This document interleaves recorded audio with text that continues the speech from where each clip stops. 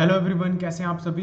एक बार फिर आप सभी का स्वागत है। कल की क्लास थोड़ी सी जल्दी हो गई थी ख़त्म, तो इसलिए इस क्लास को प्रॉपर अच्छे से करेंगे। ठीक है, देखिए यहाँ पर ये हमने W6 तक आपको कल करवा दिया था और सिर्फ ये क्लास रिकॉर्डेड है ड्यू टू सम रीजंस। आगे की क्लास लाइव होंगी। ठीक है, पढ़ना स्टार्ट करते हैं। तो यहाँ पर W7 को डिफाइन किया है, P of x belongs to polynomial of real coefficients और P of minus x is equal to P of x। अब इससे तुरंत समझ जाना चाहिए आपको ये कैसी पॉलिनोमियल होगी। ये होगी इवन डिग्री वाली पॉलिनोमियल, मतलब x पावर इवन होगी तभी तो माइनस एक्स की जगह x स्टेबल बना रहेगा। ठीक है ना, जैसे x पे पावर 2, 4, 6, 8, तभी माइनस साइन बाहर निकल के नहीं आया। तो इस तरीके से आप देख सकते हैं ज़ीरो वेक्टर बिलोंग करेगा आपके W7 से, सबसे पहली चीज़ तो। ठीक है, फिर दूसरी चीज़, सपोज कीजिए आपने दो पॉलिनोमियल ली, P1 प्लस P2x, है ना, दो पॉलिनोमियल का सम किया आपने। तो नहीं, रुको, प्रॉपर अच्छे से लिखते हैं। ठीक है, कि let P1 belongs to W7 and P2 belongs to W7। Okay, अब आपने क्या किया, P1 प्लस P2 किया, तो ऑफकोर्स सी बात है माइनस एक्स रखेंगे यहाँ पे। तो ये किसके इक्वल हो जाएगा, P1 of minus x plus P2 of minus x. तो मैं ये देखूंगा क्या ये दोनों पॉलिनोमियल्स का सम W7 से बिलोंग कर रहा है। ठीक है, तो फिर P1x किसके बराबर हो जाएगा, P1 ऑफ माइनस एक्स हो जाएगा P1x के बराबर, प्लस ये हो जाएगा P2 ऑफ x के बराबर। ठीक है,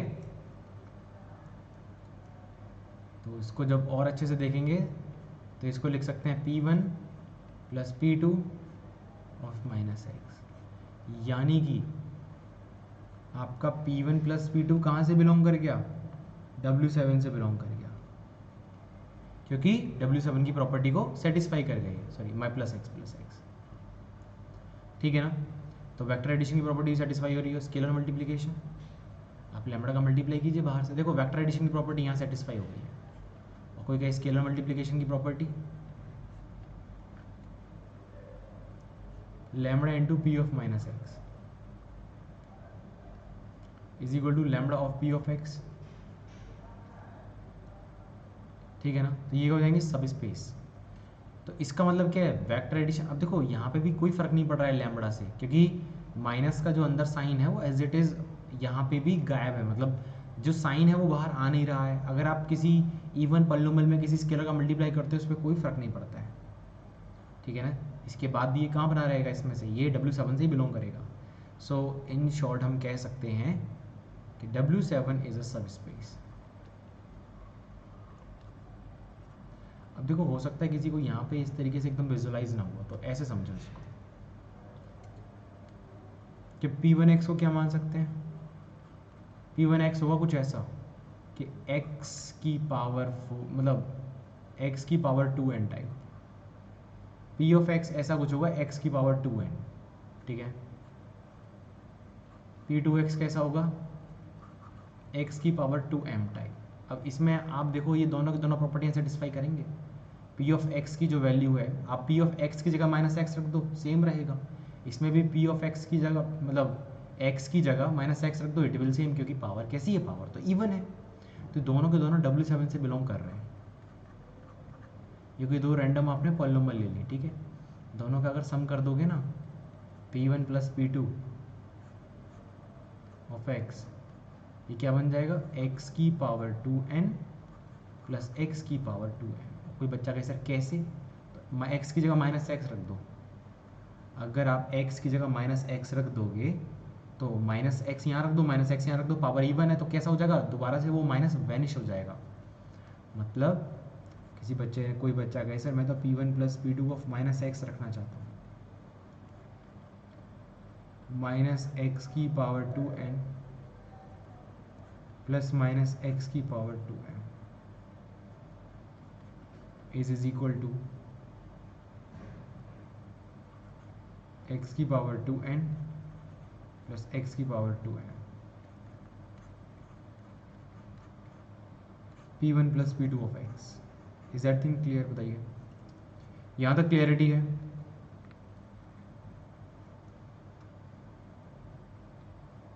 ठीक है, तो एक तरीके से देखिए वेक्टर एडिशन की प्रॉपर्टी सेटिस्फाई कर गया ना ये वेक्टर एडिशन की प्रॉपर्टी। तो इन शॉर्ट क्या हो रहा है, मैं इन शॉर्ट यहाँ कह सकता हूँ कि p1 of p2 x is equal to p1 plus p2 of minus x। ठीक है ना, ये सिर्फ और सिर्फ आपकी तसल्ली के लिए दिखाया मैंने यहाँ पे, कि किसी को भाई पॉलिनोमियल समझ में नहीं आ रही हो, एकदम विजुलाइज करनी हो तो ऐसे देख सकते हो। p1 को क्या मान लिया, x की पावर 2n, p2 को मान लिया x की power 2m, they both are belongs to W7, दोनों का सम किया, दोनों का सम करने के बाद जो नई पॉलिनोमियल बन रही है वो भी W7 से बिलोंग कर रही है। क्यों? क्योंकि यहाँ x की जगह माइनस एक्स रखने पे वो इसके बराबर हो रहा है, मतलब इस प्रॉपर्टी को सेटिस्फाई कर रहा है। ओके, तो इन शॉर्ट क्या हो गया, W7 इज अ सब स्पेस ऑफ पॉलिनोमियल स्पेस। ठीक है, इसी तरीके से नेक्स्ट नंबर 8। तो नंबर 8 को मैं नाम दे रहा हूँ W8। So W8 is a polynomial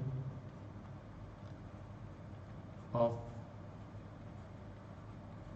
P of x belongs to polynomial space। ठीक है, P of minus x is equal to minus of P of x। Okay, so now सबसे पहली चीज़ जीरो वेक्टर। देखो जीरो पॉलिनोमियल। अब zero polynomial के अंदर minus x रखो चाहे एक्स रखो, बात तो कोई फर्क नहीं पड़ना, आना जीरो ही है बराबर में। जीरो पॉलिनोमियल का मतलब क्या है, each and every coefficient is zero including constant term.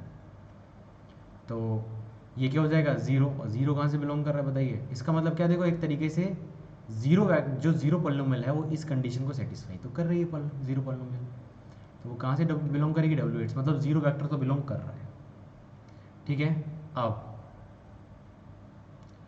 अच्छा यहाँ एक चीज़ याद रखना, कोई बच्चा अगर थोड़ा सा वो हो कि जीरो पॉलिनोमियल, नहीं कुछ याद दिलाता हूँ, जो जीरो फंक्शन होता है, zero function is as well as even function as well as odd function. मतलब आपसे कोई पूछता है ऐसा कौन सा फंक्शन है जो कि इवन और ऑड दोनों फंक्शंस की वैल्यू को कंटेन किया, तो वो जीरो फंक्शन है। मतलब zero function is a even function as well as odd function. उसी तरीके से zero polynomial is even as well as odd polynomial. It's okay, मतलब यहाँ तक क्लियरिटी है आप सभी को? बताइए बताइए।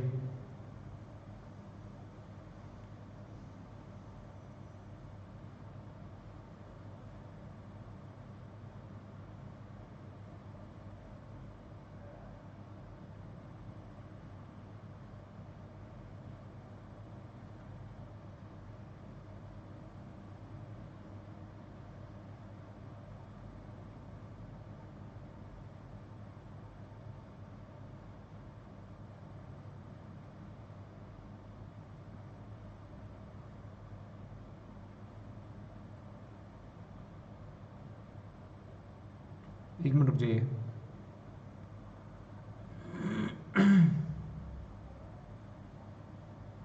चलिए आगे बढ़ते हैं। इसी तरीके से अगर आप देखो, अब यहाँ पे बात क्या है, सम ऑफ, बेसिकली ये इवन पॉलिनोमियल्स का वो है कि मतलब ऐसी पॉलिनोमियल्स जिसमें x के ऊपर इवन पावर होती है, इवन पॉलिनोमियल का वो है ये नोटेशन एक तरीके से। अब देखो sum of two any even polynomial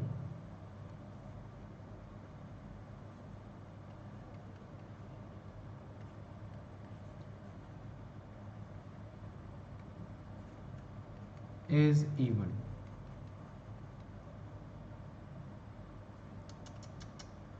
ओहो, सम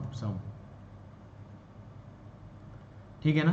तो इवन, तो देखो यहाँ से वेक्टर एडिशन की प्रॉपर्टी सेटिस्फाई हो गई कि भाई दो इवन पॉलिनोमियल्स का सम लोगे, जैसे कि सपोज करो आपने ले लिया एक तो ये P1 belongs to W8 such that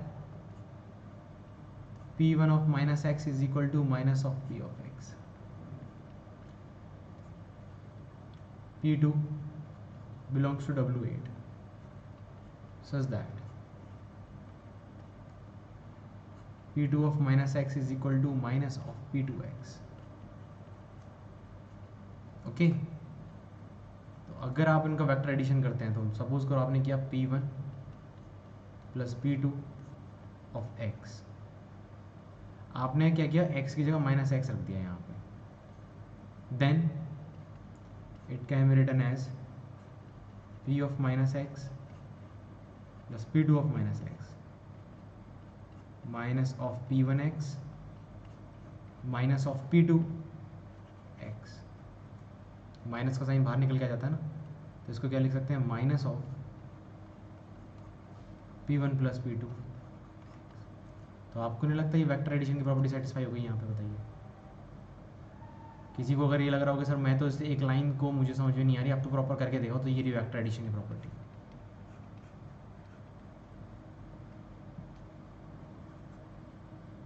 कि sum of any two even polynomial is even polynomial. लो यहाँ पॉलिनोमियल भी लिख देते हैं।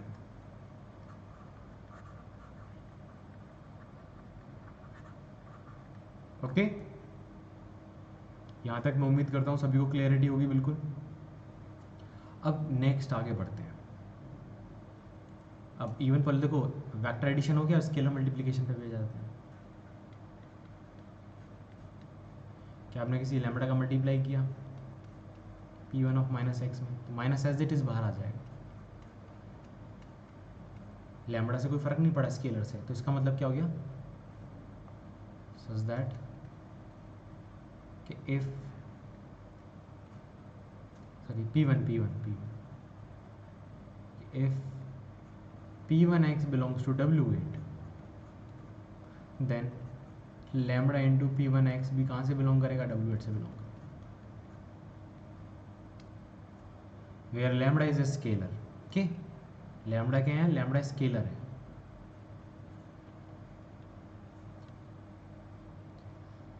तो इसका मतलब क्या हो गया, W8 इज अ सब स्पेस।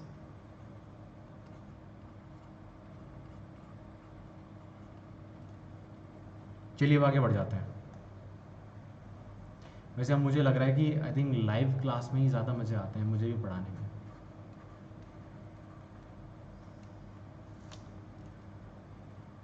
क्योंकि यहाँ पे डाउट पूछने वाला कोई भी नहीं है, तो बिल्कुल मज़ा नहीं आ रहा है। नेक्स्ट आते हैं W9 पे। ठीक है, अब W9 में क्या है, ऐसी पॉलिनोमियल जो कि कहाँ से बिलोंग कर रही हैं, कि polynomial space, real polynomial space. ठीक है, सच दैट, अब देखो P ऑफ एक्स पे कंडीशन क्या देती, ग्रेटर एन इक्वल 0। ठीक है, अब ये कहाँ गड़बड़ लग रही है आपको? आपको नहीं लगता स्केलर मल्टीप्लिकेशन में ये फेल हो जाएगा? कैसे, देखिए P1x greater and equal 0, scalar multiplication में हमने क्या किया, -1 ले लिया। आप -1 का मल्टीप्लाई कीजिए तो ये क्या हो जाएगा, 0। यानी कि अब आप देखो पॉलिनोमियल में -1 का मल्टीप्लाई करते हो तो पॉलिनोमियल ही रहेगी ना।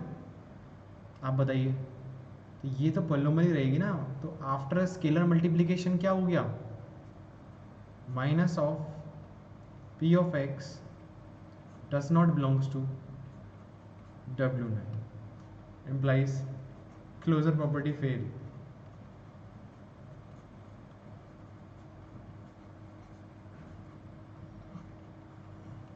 closure property fails implies W9 is not a subspace।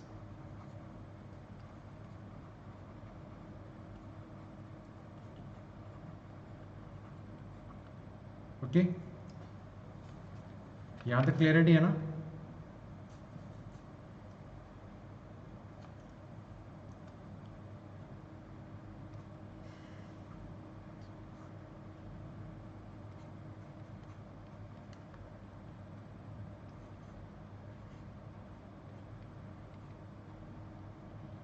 P of x belongs to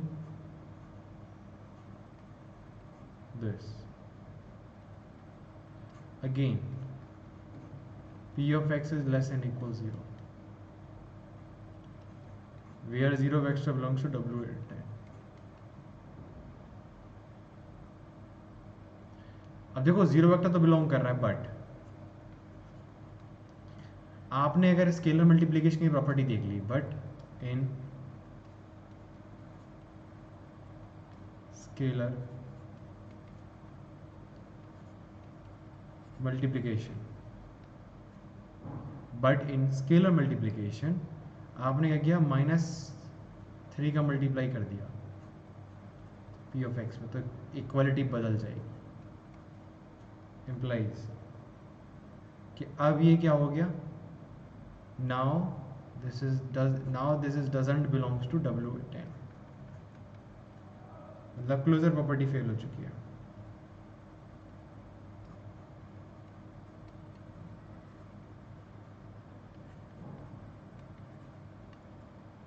closure property fail होने का मतलब क्या, W10 इज नॉट अ सब स्पेस।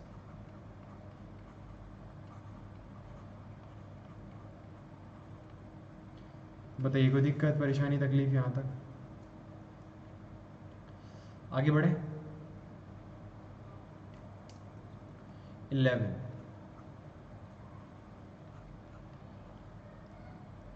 तो 11 है W11 के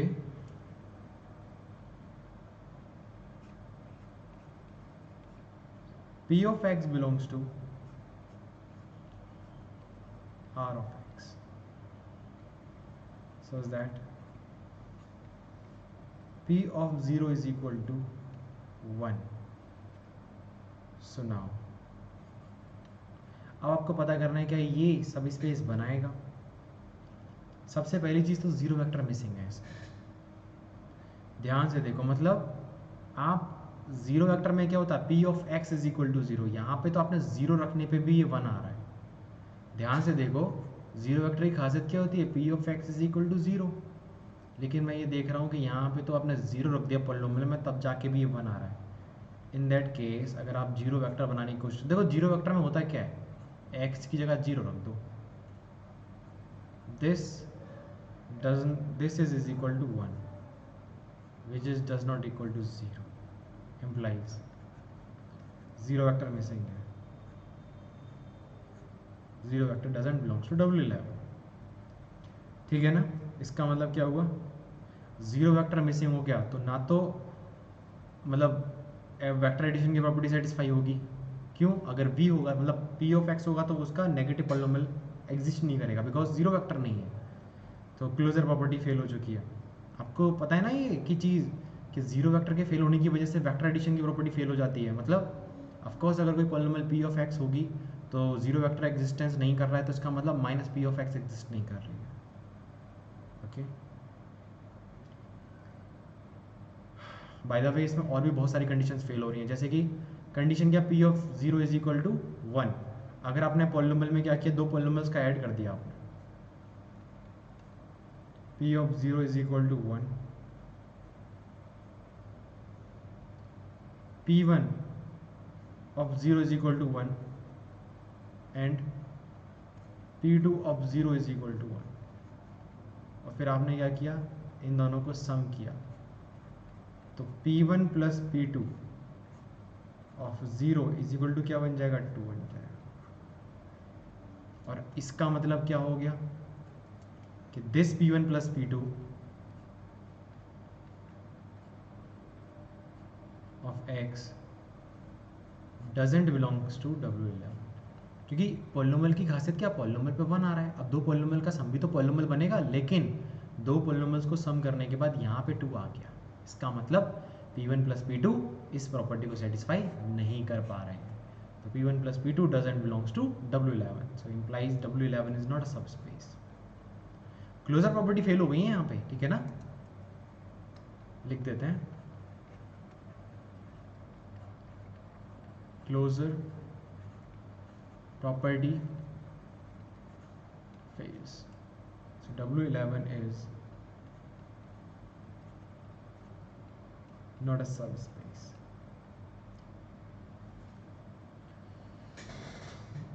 बताइए यहाँ तक क्लियरिटी है?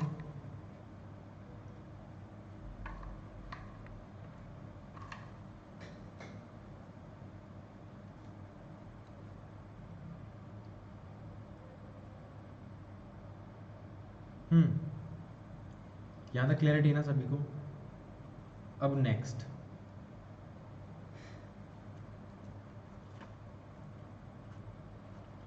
ट्वेल्व, इसको नाम दे दिया हमने W12, ठीक है।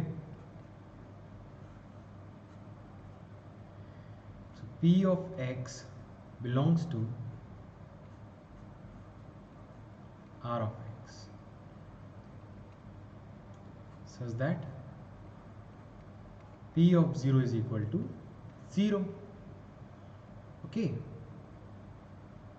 अब देखो ध्यान से, आपकी जीरो पॉलिनोमियल अब बिलोंग कर रही है, मतलब ये O है ना, जीरो पॉलिनोमियल का सिंबल है वो, this is belongs to W12, भाई जीरो पॉलिनोमियल तो बिलोंग करती है। एंड अगर आपने दो पॉलिनोमियल ले भी ली, P1 प्लस P2, दो पॉलिनोमियल ले लिया आपने, P1 plus P2 of 0 is equal to P1 of 0 P2 of 0 is equal to 0, belongs to W12,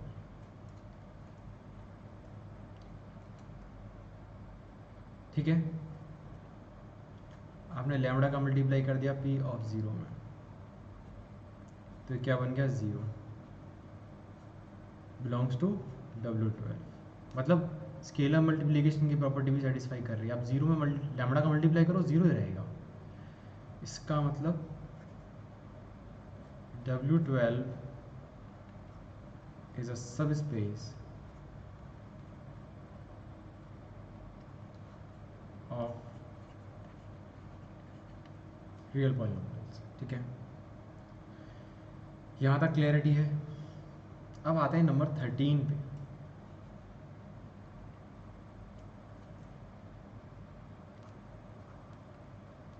ठीक है ना। अब आते हैं नंबर 13 पे।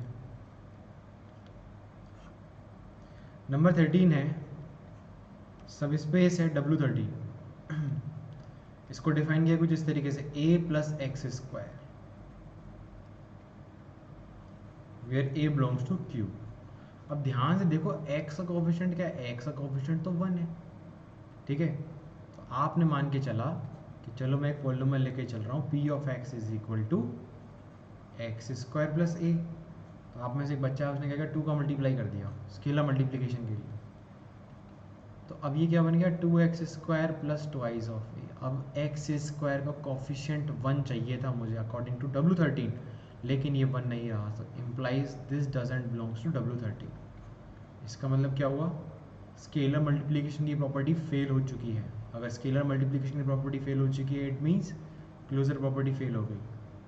इसके अलावा जीरो वेक्टर लेने की कोशिश करोगे तो ए की वैल्यू को जीरो रख पाओगे, लेकिन एक्स स्क्वायर को आप टच कर नहीं सकते, बिकॉज ये एक वेरिएबल है, 1 एक कांस्टेंट टर्म है, तो इसका मतलब एग्जैक्ट जीरो भी कभी नहीं आ पाएगा। अगर आप वेरिएबल देखो, कॉफिशिएंट्स को आप अपने मन से रख सकते हो, लेकिन वेरिएबल्स में कोई छेड़खानी नहीं हो सकती। तो ए इज माई कॉफिशिएंट, तो ए की वैल्यू में जीरो रख सकता हूँ, लेकिन 1 तो कांस्टेंट है और एक्स स्क्वायर के साथ कुछ किया नहीं जा सकता। It means x square plus a never is equal to 0। इसका मतलब इन शॉर्ट क्या, zero vector is missing, zero vector does not belongs to W13, यानी कि zero vector is missing.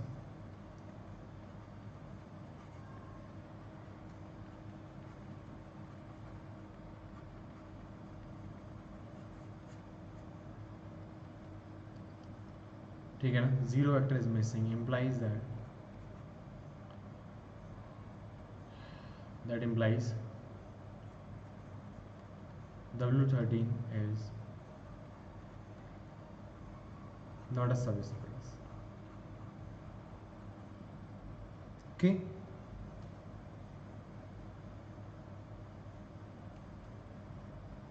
Now next 14, next 14 में आते हैं ये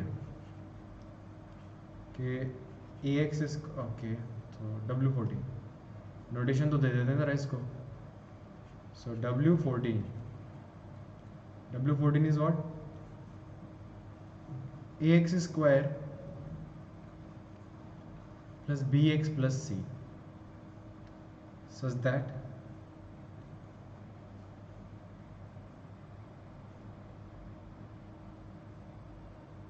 C belongs to Q complement and C belongs to Q complement and A comma B belongs to R। अब मुझे पता करना है कि ये सब स्पेस बनेगा या नहीं बनेगा।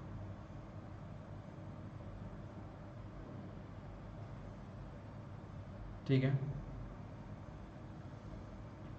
अब देखो ऐसा है कि पहली चीज तो ये सब स्पेस कितने बच्चों को समझ में आ रहा है यहाँ पे,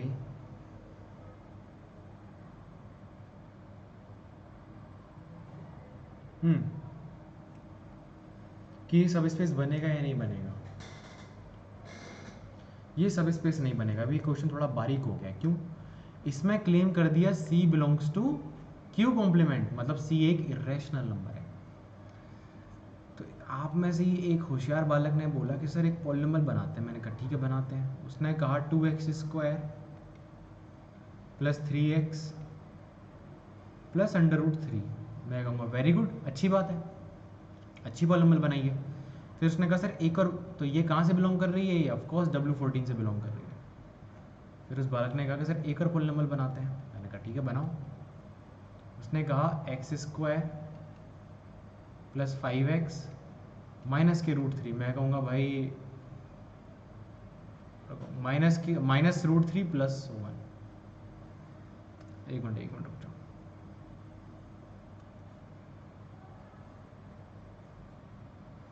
वन प्लस √3, हाँ। उसने बोला कि सर 1 प्लस √3 भी तो अपने आप में इरेशनल नंबर है। मैं कहूँगा बिल्कुल सही बात है, 1 प्लस √3 पूरा का पूरा इरेशनल नंबर है। क्योंकि इरेशनल नंबर में अगर आप एक इरेशनल नंबर ऐड करते हो तो इरेशनल ही बन जाता है। मैं कहूँगा बिल्कुल भाई सही बात है। अब उसने कहा सर एक काम करो, उनको ऐड करके देखो ज़रा। मैंने कहा ठीक है भाई ये भी कर लेता है। P1 plus P2 of x is equal to, ये कितना हो जाएगा?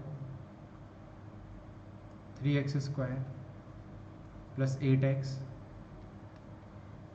Minus K1। अब ये देखो कि अब यहाँ पे जो कांस्टेंट हम निकल के आई है ये इरेशनल नहीं है, not belongs to Q complement. इसका मतलब ओवरऑल जो पॉलिनोमियल निकल के आई है this doesn't belongs to W14। इसका मतलब क्या हुआ? क्लोजर प्रॉपर्टी फेल हो चुकी है। वेक्टर एडिशन की क्लोजर प्रॉपर्टी फेल हो चुकी है।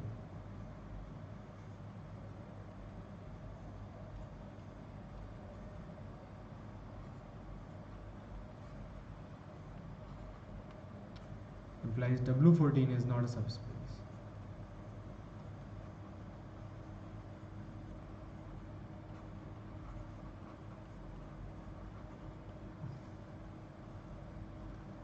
बताइए यहाँ तक क्लैरिटी है?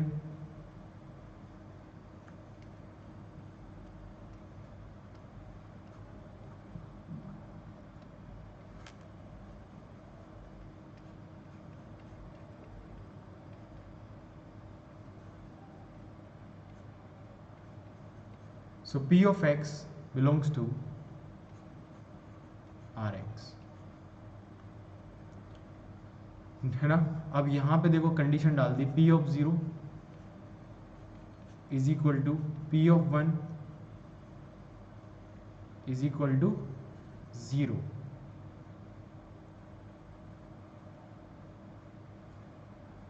सोचने दो जरा।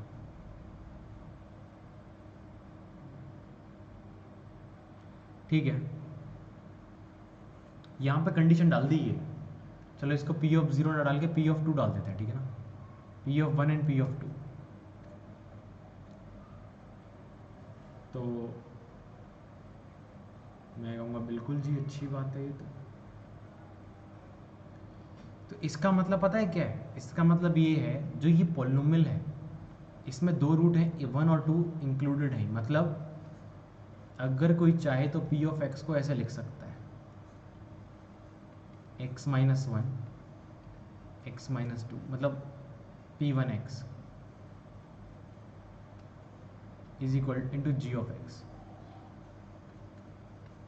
मतलब ये जो पॉलिनोमियल है ना p ऑफ x, इस तरीके से लिखी जा सकती है। अगर इसको फैक्टराइज करो, क्यों, मुझे दो रूट तो पता है, इसके दो रूट पता है, तो इसका मतलब x माइनस 1 और x माइनस 2 का फैक्टर पॉलिनोमियल से बिलोंग करेगा। तो मैं p ऑफ x को जब फैक्टर अलग अलग निकालूंगा, x minus 1 x minus 2 g of x तो बचेगा ही बचेगा। Okay, so now p1x is equal to x minus 1 into x minus 2 into g1x।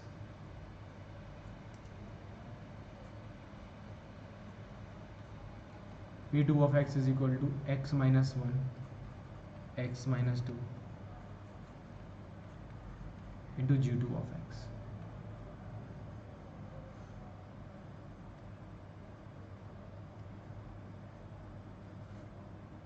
ठीक है, अब हम क्या करेंगे, अब हम ज़रा इनको ऐड करेंगे, तो p1 plus p2 of x। अब जब आप इनको ऐड करोगे ना, तो x1 minus x minus 1 x minus 2 common आ जाएगा,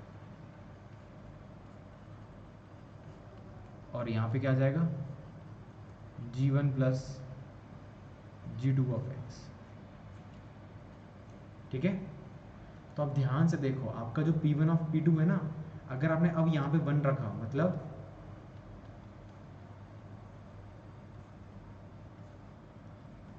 अगर आपने वैल्यू 1 रखी या 2 रखी,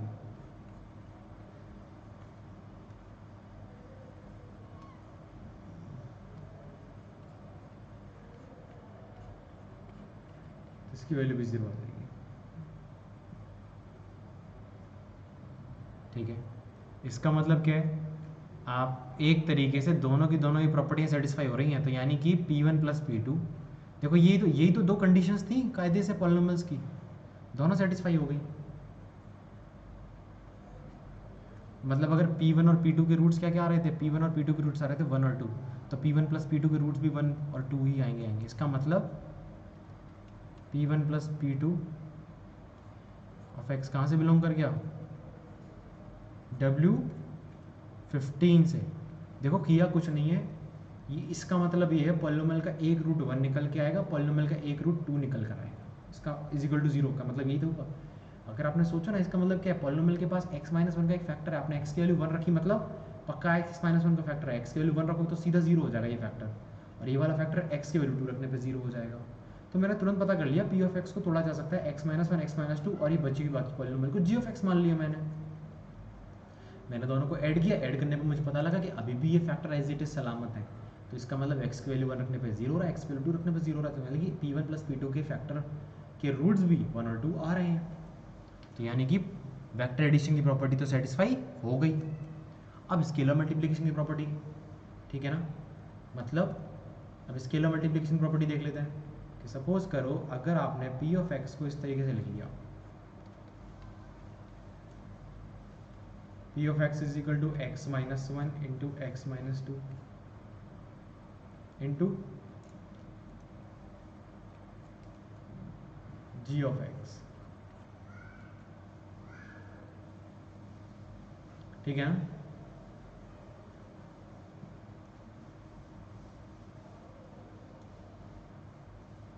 इन दैट केस अगर आपने लैम्बडा का मल्टीप्लाई किया यहाँ पे, तो बताइए मुझे, क्या लैम्बडा का मल्टीप्लाई करने से कुछ बदला इसमें, इस वक्त भी आप लैम्बडा p ऑफ x का अगर 1 रखोगे तो भी 0 होना है,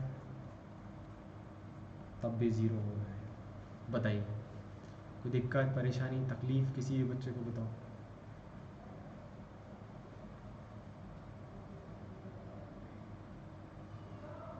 बताइए। अच्छा यहाँ पे एक और कंडीशन ऐड कीजिए, यहाँ पे एक और कंडीशन ऐड कीजिए, कंडीशन यही है p of 0 is equal to 0।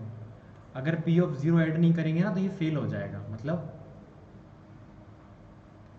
अब देखो, अब एक लास्ट में बचती है जीरो वेक्टर एग्जिस्टेंस।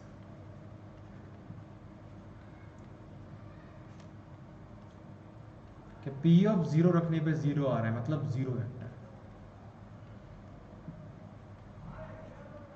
देखो जीरो वेक्टर मतलब यहाँ जीरो पॉलिनोमियल का मतलब होता है एक ऐसी पॉलिनोमियल जिसमें आपने जीरो रखा है एक्स की जगह और सामने आपको जीरो मिल गया, this is called zero polynomial. So zero polynomial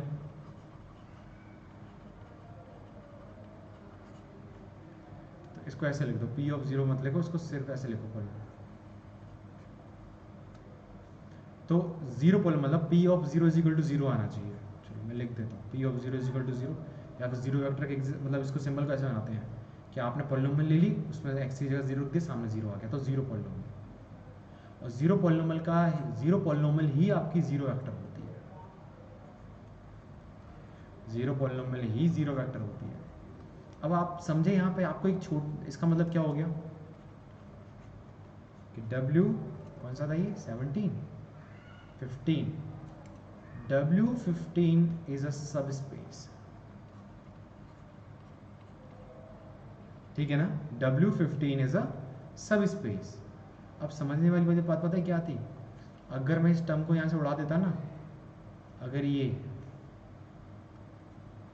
इस टर्म को मैं यहाँ से उड़ा देता ना, तो जीरो वेक्टर नहीं मिलता फिर इसमें।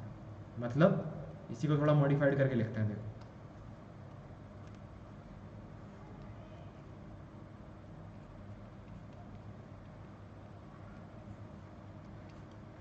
कि P of x belongs to real polynomial।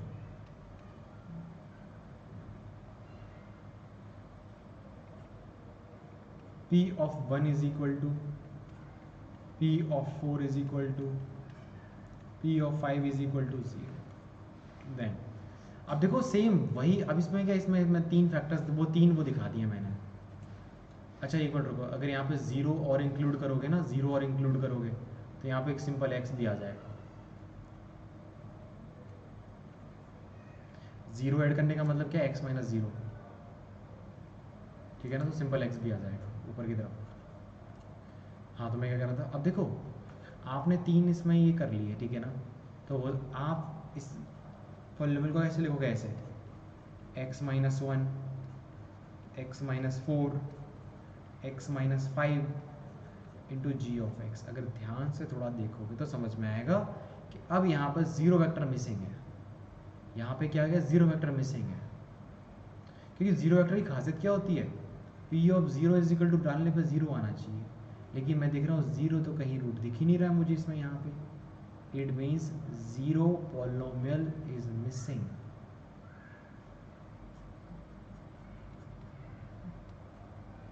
या तो कह लो zero polynomial,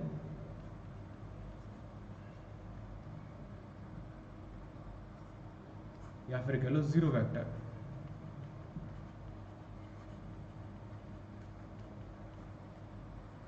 is missing.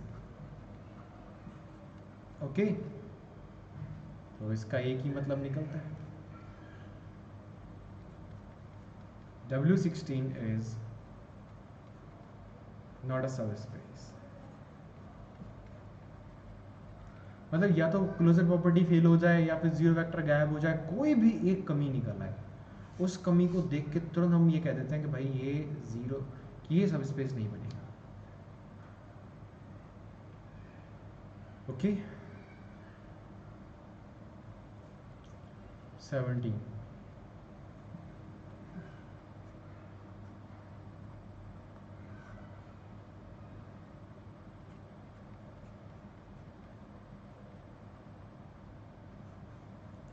Next है अगेन के ax square plus b such that b belongs to q and a belongs to r। तो क्या ये सब स्पेस बनेगा? अब कोई बच्चा कहेगा सर इसमें a और b की वैल्यू जीरो रखेंगे, तो मैं कहूँगा ऑफकोर्स जीरो वेक्टर बिलोंग कर रहा है, जीरो वेक्टर W17 से बिलोंग कर रहा है, लेकिन कोई पॉलिनोमियल ले ली मान लो मैंने, p of x is equal to any polynomial, मैंने ले ली 7x² प्लस 9, ठीक है। तो मुझे फोकस इस पर रखना है, ये b है, ये रैशनल है, एक रियल नंबर है। अब ऑफकोर्स ही बात है, स्केलर मल्टीप्लिकेशन की प्रॉपर्टी भी देखना चाहूँगा मैं, तो मैं क्या करूँगा, मैं √4 का मल्टीप्लाई कर दूंगा, सॉरी √3 का मल्टीप्लाई कर दूंगा। जैसे ही √3 का मल्टीप्लाई करूँगा तो क्या हो जाएगा, √3 7x² प्लस 9 √3। अब देखो ध्यान से, जो ये वाली टर्म है ना √3 × 7, ये तो अभी भी रियल नंबर से बिलोंग कर रही है, लेकिन ये वाली जो टर्म है अब ये रैशनल से बिलोंग नहीं कर रही है। इसका मतलब क्या हो गया, ओवरऑल आफ्टर स्केलर मल्टीप्लिकेशन ये जो टर्म है ये W17 से बिलोंग नहीं कर रही है। क्यों? क्योंकि आपने रैशनल नंबर का मल्टीप्लाई कर दिया, इरेशनल नंबर का मल्टीप्लाई कर दिया, तो जो b जो रैशनल था इसकी प्रॉपर्टी वैनिश हो गई, अब ये रैशनल से इरेशनल में कन्वर्ट हो गया, ठीक है। इसका मतलब क्या हो गया, this is not W17 is not a subspace, इसका मतलब क्लोजर प्रॉपर्टी फेल।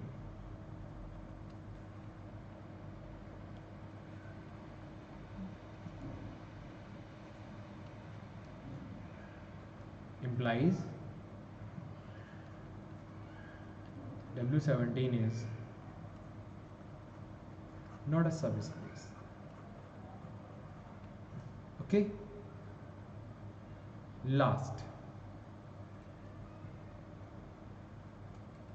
लास्ट नहीं, सेकेंड लास्ट, मान लो W18 आपको दे दिया कुछ इस तरीके से, P of x belongs to this,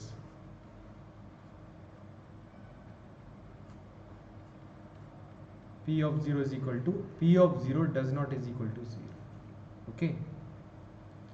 इसका मतलब समझ रहे हो क्या है, इसका मतलब ये है zero vector is missing,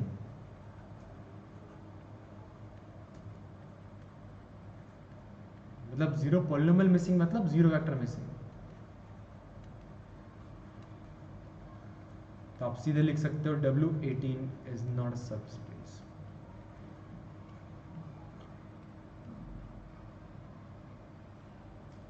of this 19,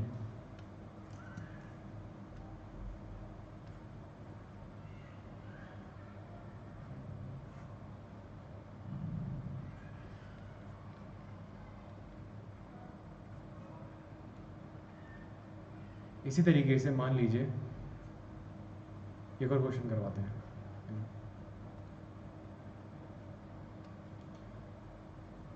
polynomial के नाम पे ले लिया ये ax² प्लस b, इस बार a को मान लिया a belongs to rational and b belongs to real. Again zero vector satisfy हो जाएगा, लेकिन स्केलर मल्टीप्लिकेशन की प्रॉपर्टी अगेन फेल होगी, ठीक है ना।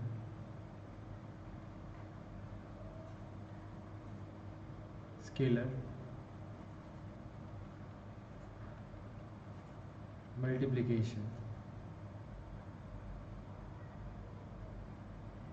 does not hold.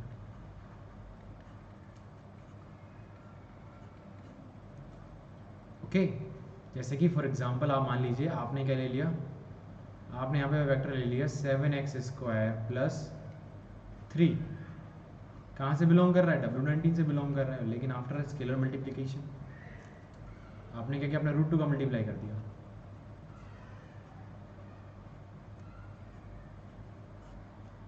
तो क्या बन गया ये 7√2x² प्लस 3√2। अब ये तो बिलोंग कर रहा है रियल लाइन से, लेकिन ये मतलब ये रियल नंबर से बिलोंग कर रहा है, जैसे कि जो b था वो रियल नंबर से आ रहा था, और जो a था भाई अब ये रैशनल से नहीं आ रहा है। इसका मतलब बनने इसके आफ्टर स्केलर मल्टीप्लिकेशन ये W19 से बिलोंग नहीं कर रहा है। इसका मतलब W19 is not a subspace.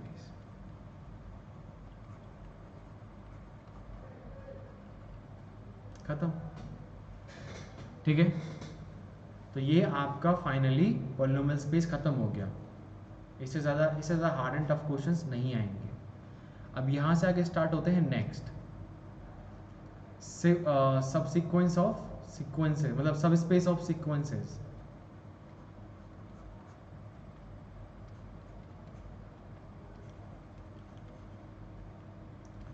Which of the following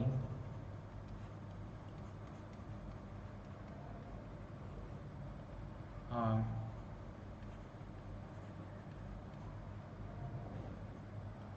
subspaces of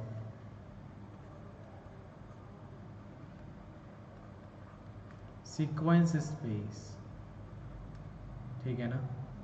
और यहाँ पे सीक्वेंस स्पेस के नाम पे क्या लेके चल रहे हैं हम?